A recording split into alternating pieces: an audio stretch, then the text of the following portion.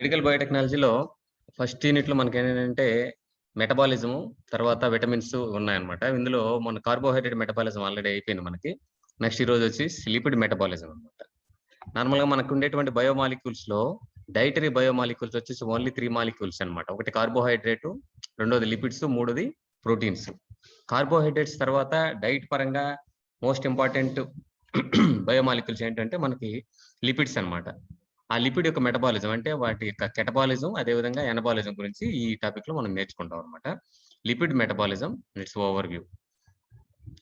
First మెటబాలిజంలో 2 parts ఉంటాయని చెప్పాను మీకు. Catabolism and anabolism. ఫస్ట్ ఇక్కడ ఏం చేస్తామంటే లిపిడ్ మెటబాలిజంలో లిపిడ్ కెటబాలిజం గురించి చదువుదాం. అందులో ఫస్ట్‌ది ఏందంటే oxidation of fatty acids. Fatty acids అని ఎందుకు ఫ్యాటీ యాసిడ్ లిపిడ్స్ అన్నావు? మరి ఫ్యాటీ యాసిడ్స్ ఆక్సిడేషన్ ఏందని అడగొచ్చు మీరు నార్మల్‌గా. యాక్చువల్‌గా ఏంటంటే లిపిడ్స్‌లో మనకి lipids are esters of fatty acid and alcohol. ఏ లిపిడ్ అయినా మీరు తీసుకుంటే ఆ లిపిడ్స్‌లో మీకు 2 పోర్షన్స్ ఉంటాయన్నమాట. ఒకటి ఆల్కహాల్ పోర్షన్ ఉంటుంది. రెండోది ఫ్యాటీ యాసిడ్స్ పోర్షన్ ఉంటుంది. ఈ ఆల్కహాల్ ప్లస్ ఫ్యాటీ యాసిడ్స్ ఒకదానితో ఒకటి ఎస్టర్ లింకేజ్ ద్వారా మనకి లిపిడ్స్‌ని ఫార్మ్ చేస్తాయి. కాబట్టి ఎప్పుడైనా సరే లిపిడ్స్ అంటే మీకు ముందు గుర్తు రావాల్సింది ఏంటంటే these are esters of fatty acids and alcohols. కాబట్టి లిపిడ్స్‌లో మనకు 2 ఉంటాయి. ఒకటి ఫ్యాటీ యాసిడ్, రెండోది ఆల్కహాల్ అనేది ఉంటాయన్నమాట. ఈ ఆల్కహాల్స్, ఫ్యాటీ యాసిడ్స్ 2 కలిసి ఎస్టర్ లింక్ ద్వారా లింక్ అయితే మనకు వాటిని లిపిడ్స్ అంటాం. ఎప్పుడైనా మన కెటబాలిజం జరగాలంటే లిపిడ్ కెటబాలిజం జరిగేటప్పుడు ముందు ఫ్యాటీ యాసిడ్స్, ఆల్కహాల్ సెపరేట్ అయిపోవాలి. ఆల్కహాల్, ఫ్యాటీ యాసిడ్ సెపరేట్ అయిపోయిన తర్వాత ఫ్యాటీ యాసిడ్ సెపరేట్‌గా బ్రేక్ డౌన్ అవుతుంది. ఆల్కహాల్ సెపరేట్‌గా బ్రేక్ డౌన్ అవుతుంది. అందులో ఫస్ట్‌ది ఏందంటే fatty acids. Fatty acids are important sources of energy. Fatty acids అంటే ఏంటి? లాంగ్ కార్బో CH2 చైన్ ఉండి చివర COH గ్రూప్ గానుంటే వాటిని ఫ్యాటీ యాసిడ్స్ అంటాము. ఇవి కూడా మనకేందంటే ఎనర్జీని ఇస్తాయన్నమాట. నార్మల్‌గా కార్బోహైడ్రేట్స్ అయితే మన గ్లైకాలిసిస్, క్రెబ్స్ సైకిల్, ఎలక్ట్రాన్ ట్రాన్స్‌పోర్ట్ చేయడం జరుగుతుంది. కానీ ఫ్యాటీ యాసిడ్స్‌కి అయితే గ్లైకాలిసిస్ అవసరం లేదు. డైరెక్ట్‌గా క్రెబ్స్ సైకిల్ నుంచే స్టార్ట్ చేస్తాయి. అసిటైల్ కోఎన్ ప్రొడ్యూస్ చేసి. Oxidation is the process where energy is produced by the degradation of fatty acids. అంటే ఎప్పుడైనా సరే లిపిడ్ మెటబాలిజం జరగాలంటే ముందు దాంట్లో alcohol portion, fatty acid portion separate అవ్వాలి. అదంతా మనకి ఎక్కడ జరుగుతుందనంటే ఇంటెస్టైన్‌లో జరిగిపోతుంది. అంటే డైజెస్టివ్ సిస్టమ్‌లో జరిగిపోతుంది. డైజెస్టివ్ సిస్టమ్‌లో ఒక్కసారి ఆల్కహాల్, ఫ్యాటీ యాసిడ్ సెపరేట్ అయిన తర్వాత బ్లడ్‌లోకొస్తాయి. బ్లడ్‌లోని సెల్‌లోకెళ్తాయి. సెల్‌లో జరుగుతాయన్నమాట వీటి ఆక్సిడేషన్ అంతా కూడా. జనరల్‌గా ఫ్యాటీ యాసిడ్ ఆక్సిడేషన్ అనేది 3 టైప్స్‌గా జరుగుతుంది. Beta oxidation, alpha oxidation, omega oxidation. అంటే లాంగ్ చైన్ ఫ్యాటీ యాసిడ్స్ కదా! చాలా పొడుగ్గా ఉంటాయి కాబట్టి వాటిని ఎలా బ్రేక్ డౌన్ జరుగుతుందనే దాన్ని బట్టి వాటిని 3 రకాలుగా డివైడ్ చేశారన్నమాట. బీటా ఆక్సిడేషన్ అంటే ప్రతి 2 కార్బన్స్ తర్వాత బ్రేక్ డౌన్ అయిపోతుంది. అందువల్ల ఆల్ఫా, బీటా అంటే 2 కార్బన్స్ ముక్కలుగా బ్రేక్ డౌన్ అయితే దాన్ని ఏమంటామంటే బీటా ఆక్సిడేషన్ అంటాం. ఆల్ఫా ఆక్సిడేషన్ అంటే సింగిల్ కార్బన్ కాంపోనెంట్స్‌గా గనక బ్రేక్ డౌన్ అయితే దాన్ని ఏమంటాం? ఆల్ఫా ఆక్సిడేషన్ అంటాం. ఒమేగా ఆక్సిడేషన్ అంటే 2 ఆర్ మోర్ 2 లేదంటే అంతకంటే ఎక్కువ కార్బన్స్ ఉండేటువంటి ముక్కలుగా అసిటైల్ కోయలుగా గాని తయారైతే అంటే ముక్కలుగా గాని తయారైతే దాన్ని ఏమంటామంటే ఒమేగా ఆక్సిడేషన్. అంటే ఫ్యాటీ యాసిడ్ యాస్ ఇట్ ఈస్‌గా డైరెక్ట్‌గా అది క్రెబ్స్ సైకిల్‌లోకి వెళ్ళలేదు. అందువల్ల వాటిని ఏం చేయాలి ముందు అసిటైల్ కోయగా మార్చాలి. లేకపోతే అసిటైల్ కోయ రిలేటెడ్ మాలిక్యూల్‌గా మార్చాలి. ఇలా మార్చాలంటే ముందు లాంగ్ చైన్ ఫ్యాటీ యాసిడ్స్ అన్నీ కూడా ఒక్కొక్క ఫ్యాటీ యాసిడ్స్‌లో 14, 16, 18, 20 అలా కార్బన్స్ ఉంటాయి. కార్బన్స్ అన్నిటిని ముందు 2 కార్బన్స్ మాలిక్యూల్స్‌గా లేకపోతే 1 కార్బన్ మాలిక్యూల్‌గా లేకపోతే 3 ఆర్ 4 కార్బన్ మాలిక్యూల్స్‌గా ముందు బ్రేక్ డౌన్ చేయాలి. ఆ బ్రేక్ డౌన్ జరిగే దాన్ని బట్టి వీటిని డిఫరెంట్ టైప్స్‌గా డివైడ్ చేశారు. Beta oxidation, alpha oxidation, omega oxidation. Beta oxidation of fatty acids. Beta oxidation is the process by which fatty acids in the form of acetyl-CoA. Acetyl-CoA అంటే CH3, CH2, COA. ఇలా కనుకుంటే దాన్ని ఏమంటాం? COA, acetyl-CoA అంటాం. 2 carbons ఉంటే దాన్ని acetyl-CoA. acetyl-CoA అనేది డైరెక్ట్‌గా మన క్రెబ్స్ సైకిల్‌లోకి ఇన్వాల్వ్ అవుతుంటది కాబట్టి బీటా ఆక్సిడేషన్‌లో ఏమవుతుందనంటే ఎంత లాంగ్ చైన్ ఫ్యాటీ యాసిడ్ అయినా సరే అన్ని మాలిక్యూల్స్ acetyl-CoAగా మారి ఫర్ ఎగ్జాంపుల్ 16 కార్బన్స్ ఉండేటువంటి ఒక ఫ్యాటీ యాసిడ్ ఉందనుకోండి. అది 8 అసిటైల్ కోయా మాలిక్యూల్స్ ఉండే మాదిరిగా విడిపోతుంది. ఎందుకంటే ఒక్కొక్క దాంట్లో 2 కార్బన్స్ ఉంటాయి కాబట్టి 16 కార్బన్స్ ఉండేటువంటి ఒక ఫ్యాటీ యాసిడ్ చైన్ ఎన్ని అసిటైల్ కోయా మాలిక్యూల్‌గా మారిపోతుందంటే 8 అసిటైల్ కోయా మాలిక్యూల్‌గా మారిపోతుందన్నమాట. అంటే బీటా ఆక్సిడేషన్ 2 కార్బన్ ఉండే మాదిరిగా మారిపోతుందన్నమాట. Or break down in mitochondria. ఎక్కడ జరుగుతుంది ఈ బీటా ఆక్సిడేషన్ అంటే మైటోకాండ్రియల్ మ్యాట్రిక్స్‌లో జరుగుతుందన్నమాట. ఎందుకంటే క్రెబ్స్ సైకిల్ జరిగేది కూడా అక్కడే కాబట్టి మైటోకాండ్రియల్ మ్యాట్రిక్స్‌లో బీటా ఆక్సిడేషన్ జరిగిన తర్వాత ఆ వచ్చినటువంటి అసిటైల్ కోయా మాలిక్యూల్ డైరెక్ట్‌గా క్రెబ్స్ సైకిల్‌లోకి వెళ్ళిపోతుంది. లేకపోతే sometimes peroxisomes to generate acetyl CoA enter TCA cycle. కొన్నిసార్లు ఏం జరుగుతుందంటే పెరాక్సిజోమ్స్‌లో కూడా జరుగుతుంది ప్లాంట్స్‌లో mostly. It occur many tissue including liver, kidney and heart. కాబట్టి బీటా ఆక్సిడేషన్ మోస్ట్‌లీ ఎక్కడ జరుగుతుందనంటే లివరు, కిడ్నీ అండ్ హార్ట్‌లో జరుగుతుంది. Fatty acid oxidation does not occur in the brain. Fatty acid oxidation అనేది బ్రెయిన్‌లో మనకు జరగదు. ఎందుకంటే బ్రెయిన్ ఎక్కువగా ఈజీ ఎనర్జీ కావాలి దానికి. ఈజీ ఎనర్జీ దేని నుంచి వస్తుందంటే కార్బోహైడ్రేట్స్. కాబట్టి మోస్ట్‌లీ మనం తినేటువంటి కార్బోహైడ్రేట్స్ 20% ఆఫ్ ద కార్బోహైడ్రేట్స్ అన్ని బ్రెయిన్ యుటిలైజ్ చేసుకుంటుంది. కాబట్టి బ్రెయిన్‌కి తొందరగా ఎనర్జీ ఇచ్చే మాలిక్యూల్స్ మాత్రం యూటిలైజ్ చేసుకుంటాం. అందువల్ల ఫ్యాటీ యాసిడ్స్ అనేటివి లేదంటే లిపిడ్స్ అనేటివి చాలా స్లోగా బ్రేక్ డౌన్ అయ్యి ఎనర్జీ రిలీజ్ చేస్తాయి. అలా రిలీజ్ చేసే ఎనర్జీని అవి తీసుకో. కాబట్టి బ్రెయిన్ లో ఈ బీటా ఆక్సిడేషన్ అనేది జరగదు. వెయిట్ లో జరుగుతుందంటే లివర్, కిడ్నీ, హార్ట్ లో మాత్రమే జరుగుతుంది. ఇది నార్మల్ గా 16 కార్బన్లు ఉండేటువంటి ఒక రకమైన ఫ్యాటీ యాసిడ్ పాలిమిటైలిక్ యాసిడ్ అనమాట. ఈ పాలిమిటైలిక్ కోయ అంటాం. ఇది ఏమవుతుంది, రెండు కార్బన్స్ ఉండే మాలిక్యూల్ విడిపోతుంది, దాన్ని బీటా ఆక్సిడేషన్ అంటాం అనమాట. బీటా ఆక్సిడేషన్ ఏమంటే 3 స్టేజెస్ ఉంటాయి అనమాట. అందులో activation of fatty acid in the cytosol. ఎప్పుడు కూడా ఇందాక మీకు ఏం చెప్పాను, లిపిడ్స్ అనేటివి ఆల్కహాల్ గా ఫ్యాటీ యాసిడ్స్ గా బ్రేక్ డౌన్ అవుతాయి డైజెస్టివ్ సిస్టమ్ లో. అక్కడి నుంచి బ్లడ్ లోకి వెళ్తాయి. బ్లడ్ లోకి వెళ్ళిన తర్వాత బ్లడ్ నుంచి సెల్స్ వెళ్తాయి. సెల్ ఎక్కడ ఉంటాయి, సైటోసాల్ లో ఉంటాయి. మనకి బీటా ఆక్సిడేషన్ ఎక్కడ జరుగుతుందని చెప్పాను, మైటోకాండ్రియల్ మ్యాట్రిక్స్ లో జరుగుతుందని చెప్పాను. కాబట్టి ఫ్యాటీ యాసిడ్ ఏం చేయాలి, సెల్ సైటోప్లాజం నుంచి మైటోకాండ్రియాలోకి వెళ్ళాలి. ఆ మైటోకాండ్రియాకి వెళ్ళాలంటే ముందు అది ఏమవ్వాలి, యాక్టివేషన్ అవ్వాలి. యాక్టివేషన్ అయ్యి అక్కడి నుంచి ఎక్కడికి వెళ్తుంది, మైటోకాండ్రియాలోకి వెళ్తుంది. Next transport of activated fatty acid into mitochondria. ఇప్పుడు యాక్టివేట్ అవుతుందంటే ఫ్యాటీ యాసిడ్ కి కార్నిటిన్ అనే ఒక మాలిక్యూల్ అటాచ్ అయితే అప్పుడు అది యాక్టివేట్ అయిపోతుంది అనమాట. ఎప్పుడైనా సరే ఫ్యాటీ యాసిడ్ కార్నిటిన్ అటాచ్ అయ్యి ఉందని, కార్నిటిన్ ఒక ప్రోటీన్ అనమాట. ఈ ప్రోటీన్ కానీ అటాచ్ అయిందంటే దాని అర్థం ఏంటంటే it need to undergo beta oxidation and need to go to mitochondria. అంటే it has to go mitochondria. Carnitine ఎప్పుడైనా సరే ఫ్యాటీ యాసిడ్ చైన్ అంటుకుందని దాని అర్థం ఏంటంటే అది మైటోకాండ్రియాలోకి, మ్యాట్రిక్స్ లోకి వెళ్ళాలి, అక్కడికి వెళ్ళి బీటా ఆక్సిడేషన్ జరగాలి. అది second step, activation of fatty acid in the cytosol. ఎలా యాక్టివేట్ అవుతుంది, కార్నిటిన్ తో బైండ్ అయితే activate. Next transport of activated fatty acid into మైటోకాండ్రియాలోకి వెళ్ళాలి. నెక్స్ట్ అక్కడ బీటా ఆక్సిడేషన్ జరగాలన్నమాట. ఈ 3 activation, transport from cytosol to mitochondria and beta oxidation, ఈ 3 స్టెప్స్ ఉంటాయి అన్నమాట. ఇక్కడ యాక్టివేషన్ ఆఫ్ ఫ్యాటీ యాసిడ్. ఈ యాక్టివేషన్ ఆఫ్ ఫ్యాటీ యాసిడ్ ఎక్కడ జరుగుతుంది, సైటోసాల్ లో జరుగుతుంది. మరి ఏం జరుగుతుంది అంటే ఈ ఫ్యాటీ యాసిడ్ కి అసిటైల్ కోఏ అనే కోఎంజైమ్ యాడ్ అవుతుంది, ఫ్యాటీ యాసిడ్ కోఏ ఉంటాము. దాని తర్వాత దానికి ఏమవుతుందంటే కార్నిటిన్ అనేది యాడ్ అవుతుంది. సెకండ్ స్టెప్ ఏంటంటే transport of fatty acid CoA from cytosol into mitochondria. Cytosol లో నుంచి మైటోకాండ్రియాలోకి carnitine, fatty acid plus carnitine అంటే యాక్టివేట్ అయిన ఫ్యాటీ యాసిడ్ అనమాట. అది మైటోకాండ్రియాలోకి వెళ్ళిపోయి మైటోకాండ్రియల్ మ్యాట్రిక్స్ లోకి వెళ్తుంది. ఇది ట్రాన్స్పోర్ట్. ఇదంతా ప్రాసెస్ అనమాట. Out side the cell, inside the cell. ముందు అవుట్ సైడ్ సెల్ నుంచి ఇన్సైడ్ ద సెల్ లో ఫ్యాటీ యాసిడ్స్ వస్తాయి. ఫ్యాటీ యాసిడ్స్ నెక్స్ట్ ఏమవుతాయి, యాక్టివేట్ అవుతాయి కార్నిటిన్ తో బైండ్. కార్నిటిన్ తో బైండ్ అయిన తర్వాత అవి ఎక్కడికి వెళ్ళిపోతాయి, మైటోకాండ్రియాలోకి వెళ్ళిపోతాయి. ఇది ఓవర్ వ్యూ అనమాట. ట్రాన్స్పోర్ట్ ఆఫ్ అజైల్ కోయే ఇది ఇందాక మీకు చెప్పినట్టే ఏ విధంగా ట్రాన్స్పోర్ట్ అవుతుంది. అక్కడ కొన్ని రకాలైన మెంబ్రేన్ ప్రోటీన్స్ ఉంటాయి. ఆ ప్రోటీన్స్ ద్వారా అది ట్రాన్స్పోర్ట్ అవుతుంది. నెక్స్ట్ బీటా ఆక్సిడేషన్ ఉన్న మైటోకాండ్రియా. బీటా ఆక్సిడేషన్ లో మనకు మెయిన్ గా 4 స్టెప్స్ ఉంటాయి. అది ఒకటి oxidation, hydration, oxidation by NAD link, dehydration, Thailand. అంటే ప్రతి బీటా ఆక్సిడేషన్ ఏమవుతుందంటే లాంగ్ చైన్ ఫ్యాటీ యాసిడ్ నుంచి ఒక్కొక్కసారి ఒక అసిటైల్ కోఏ అనేది రిలీజ్ అవుతుంది. అంటే 2 కార్బన్ మాలిక్యూల్ రిలీజ్ అవుతుంది. ప్రతిసారి 2 కార్బన్ మాలిక్యూల్ రిలీజ్ అవ్వడానికి 4 స్టెప్లు జరుగుతాయి అనమాట. స్టెప్ 1 ఆక్సిడేషన్, సెకండ్ 2 హైడ్రేషన్, మూడోది మళ్ళీ ఆక్సిడేషన్, నాలుగోది థైలాండ్. అంటే ఎన్ని కార్బన్ మాలిక్యూల్స్ ఉంటే, ఫర్ ఎగ్జాంపుల్ 16 కార్బన్ మాలిక్యూల్స్ ఉన్నాయనుకోండి, 8 సార్లు ఈ సైకిల్ జరగాలన్నమాట. దాంట్లో 8 సార్లు జరిగి 2 కార్బన్ ఉండే మాలిక్యూల్ రిలీజ్ అయిపోతాయి అన్నమాట. ప్రతిసారి ఈ 4 స్టెప్లు జరిగితే ఒక 2 కార్బన్ మాలిక్యూల్ ఉండే అసిటైల్ కోయ రిలీజ్ అయిపోతుంది అన్నమాట. ఇది నార్మల్ గా beta oxidation. First the activation of fatty acid in the cytosol, transport of fatty acid, activated fatty acid through carnitine cycle. మూడోది వచ్చేసి బీటా ఆక్సిడేషన్. బీటా ఆక్సిడేషన్ ఎక్కడ జరుగుతుంది, mitochondrial matrix లో జరుగుతుంది. ప్రతిసారి బీటా ఆక్సిడేషన్ జరిగినప్పుడు ఈ 4 స్టెప్లు జరుగుతాయి అనమాట. ఒకసారి బీటా ఆక్సిడేషన్ జరిగితే ఏం జరుగుతుంది, long chain fatty acid 2 carbons less అయిపోతుంటాయి అనమాట. అంటే అసిటైల్ కోయ రిలీజ్ అయిపోతుంది. ఆ acetyl CoA next convert enter into citric acid cycle, లేకపోతే టీసీఏ సైకిల్ అనమాట. ఇలా జరుగుతుంటుంది అనమాట ఫ్యాటీ యాసిడ్. ఇవి రియాక్షన్స్ అనమాట. నార్మల్ గా మీరు తర్వాత చదివి నీట్ గా రాసేసేయండి. అది beta oxidation, second reaction, third reaction and fourth reaction. Fourth reaction final గా మనకి ఏమొస్తుందంటే అసిటైల్ కోయ అనేది రిలీజ్ అయిపోతుంది. ఫస్ట్ మీరు తీసుకున్నటువంటి కార్బన్ కి beta oxidation complete 4 steps release అయిన తర్వాత దానికి ఎంత డిఫరెన్స్ ఉంటుంది, 2 కార్బన్స్ డిఫరెన్స్ ఉంటుంది అనమాట. ఒక అసిటైల్ కోయ మాలిక్యూల్ రిలీజ్ అయిపోతూ ఉంటుంది అనమాట. Next energetics. మరి బీటా ఆక్సిడేషన్ లో ఎనర్జెటిక్స్ ఏంటంటే ఒక అసిటైల్ కోయ మాలిక్యూల్ ఏమవుతుంది, ప్రతిసారి ఒక అసిటైల్ కోయ మాలిక్యూల్ రిలీజ్ అవుతుంది, అది టీసీఏ సైకిల్ కి వెళ్ళిపోతుంది. అందువల్ల FADH2 1.5 ATPs ఉంది, NADH2 2.5 ATPs వస్తాయి. ఈచ్ సైకిల్ 4 ATPs వస్తాయి అనమాట. పాలిమిటిక్ యాసిడ్ అయితే 7 సైకిల్స్ జరగాలి. పాలిమిటిక్ యాసిడ్స్ అని నేను చెప్పాను 16, మరి 8 సైకిల్స్ జరగాలి అనొచ్చు. నార్మల్ గా ఏమవుతుంది, లాస్ట్ దానికి సైకిల్ జరగాల్సిన అవసరం లేదు. ఎందుకంటే 16 నుంచి ఒకసారి సైకిల్ జరిగితే 14 అవుతుంది. తర్వాత సైకిల్ జరిగితే ఒక సైకిల్ జరిగితే 14, 2 సైకిల్ జరిగితే 12, 3 సైకిల్ జరిగితే 10, 4 సైకిల్ జరిగితే 8, 5 సైకిల్ జరిగితే 6, 6 సైకిల్ జరిగితే 4, 7 సైకిల్ జరిగితే 2.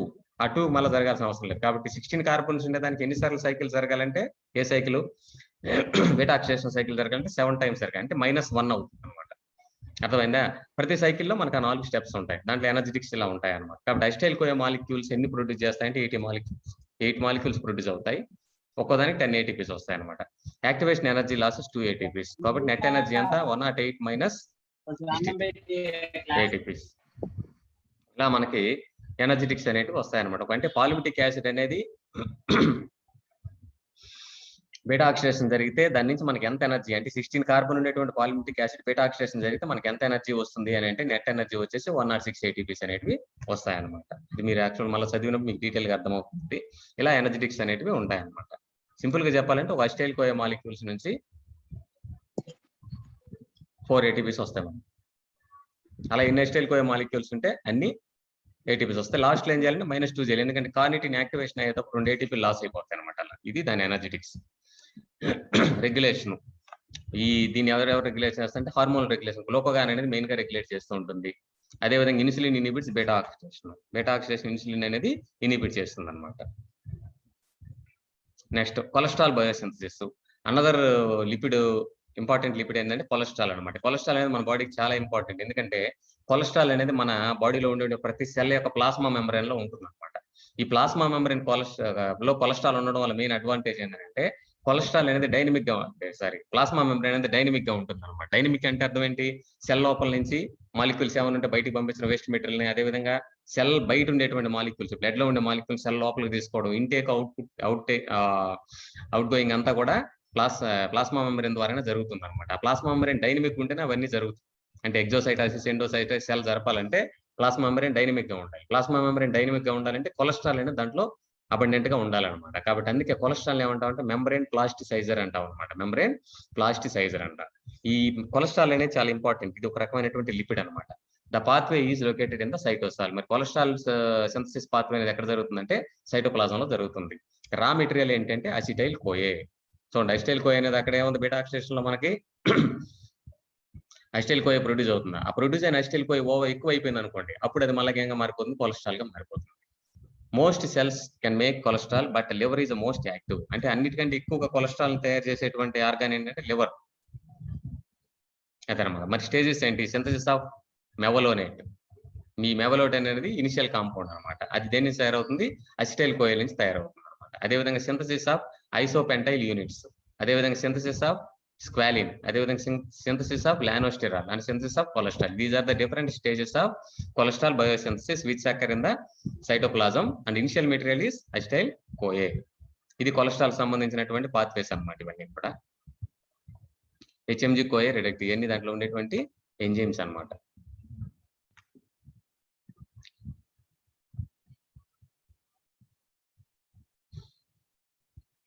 Cholesterol biosynthesis processing of mevalonate, ఇవన్నీ కూడా various steps in the cholesterol biosynthesis.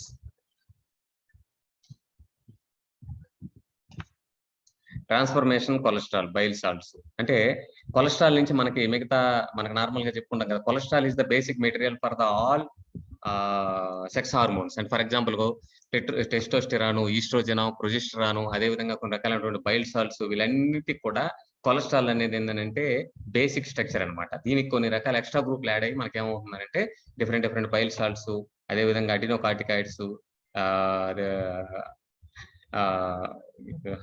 Testosterone, oestrogen, ఇవన్నీ కూడా ఫామ్ అవుతాయి అన్నమాట మనకి. ఇది కొలెస్ట్రాల్ బేసిక్ స్ట్రక్చర్. కొలెస్ట్రాల్ కే నుంచి కోలిక్ యాసిడ్ ఫామ్ అవుతుంది అనమాట.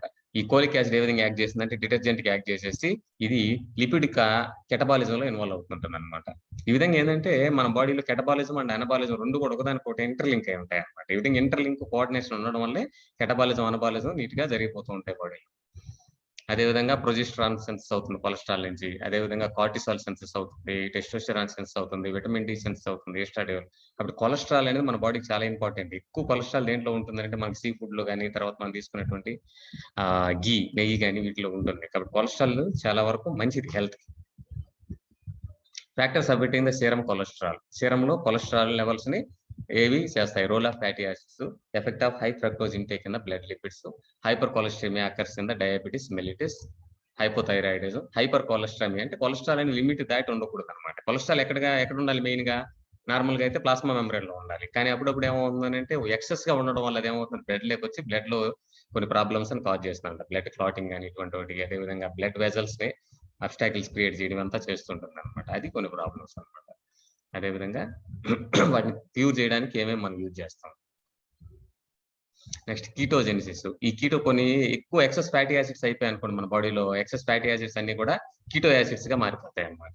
అసిటోఎస్టేట్, beta hydroxy butyrate and acetone ఈ 3 కూడా మన కీటోజెనిక్ యాసిడ్స్ అన్నమాట. In the liver mitochondria. ఎక్కడ ఫార్మ్ అవుతాయంటే మైటోకాండ్రియాలో ఉండేటువంటి లివర్ లో ఉండే మైటోకాండ్రియాలో ఫార్మ్ అవుతాయి. These molecules are acetyl CoA by thiolase or acetyl CoA ఈ మాలిక్యూల్స్ అనేవి సింథసిస్ అవుతాయి. ఈ డిఫరెంట్ స్టెప్స్ అన్నమాట. దాంట్లో ఎలా సింథసిస్ అవుతాయి ఈ కీటోన్ బాడీస్ అనేటివి. Next fate of ketone bodies. ఇవి three hydroxybutyrate is the predominant ketone body present in the blood and urine in ketosis. Ketosis జరగడం వల్ల జరుగుతుంది. అదేవిధంగా liver cannot utilizes ketone bodies. It lacks the particular enzyme the CoA. ఎందుకంటే liver ఎందుకు utilise చేసుకోలేదంటే దీంట్లో enzyme అనేది లేకపోవడం వల్ల. అదేవిధంగా peripheral tissue utilizes them.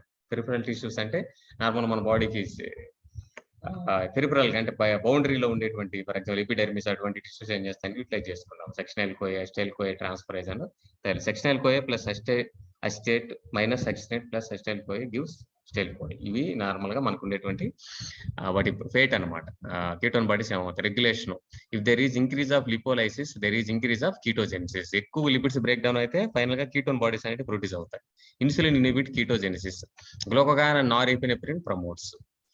In diabetes mellitus due to insulin deficiency ketosis occurs. ఎక్కువ కీటోసిస్ అవ్వడం వల్ల ఏమవుతుందంటే కిడ్నీ మీద ఎఫెక్ట్ అవుతుంది. కిడ్నీస్ అనేటివి డ్యామేజ్ అవ్వడానికి మెయిన్ రెస్పాన్సిబుల్ కీటోన్ బాడీస్. కాబట్టి కీటోన్ బాడీస్ కూడా మన బాడీలో రెగ్యులేషన్ ఉండాలి. సెన్సెస్ అనేది రెగ్యులేట్ అవుతూ ఉండాలన్నమాట. అదేవిధంగా కైలో మైక్రాన్స్ అంటాం అనమాట. ఈ కైలో మైక్రాన్స్ నార్మల్ గా ఏంటంటే మనకి లిపో ప్రోటీన్స్ అని ఉంటాయి. LDL, HDL, VLDL very low density lipoproteins. అదేవిధంగా high density lipoproteins, low density lipoprotein chylomicrons. Chylomicrons, low density lipoproteins, very low density lipoproteins అనేవి చాలా తక్కువగా ఉండాలి బాడీలో. అదేవిధంగా హై డెన్సిటీ లిపోప్రోటీన్స్ ఎక్కువ ఉండాలి. ఎప్పుడైనా high density lipoproteins high density ఉండడం వల్ల బరువు ఎక్కువ ఉంటుంది. అవి ఈజీగా బ్లడ్ సర్క్యులేషన్ ద్వారా వెళ్ళిపోతాయి. లో డెన్సిటీ ఉండడం వల్ల ఏమంటే వెయిట్ తక్కువ ఉంటుంది. కైలోమైక్రాన్స్ కానీ, వెరీ లో డెన్సిటీ లిపోప్రోటీన్స్ కానీ, విఎల్డిఎల్ కానీ, ఎల్డిఎల్ కానీ ఇవి కానీ ఎక్కువ అయిపోయాయంటే ఏమవుతాయంటే బ్లడ్ వెజల్స్ ఎక్కడంటే అక్కడ అంటుకుపోయి అలా దాన్ని ఏం చేస్తాయంటే బ్లాక్ చేసేస్తాయి అనమాట. కాబట్టి ఇప్పుడు కూడా బ్లడ్ లో ఈ యొక్క లిపోప్రోటీన్ లెవెల్ ఎప్పుడు కూడా ఏవేవి ఎక్కువ ఉండాలి అంటే హెచ్డిఎల్ ఎక్కువ ఉండాలి, మిగతా అన్ని కూడా తక్కువగా ఉండాలన్నమాట.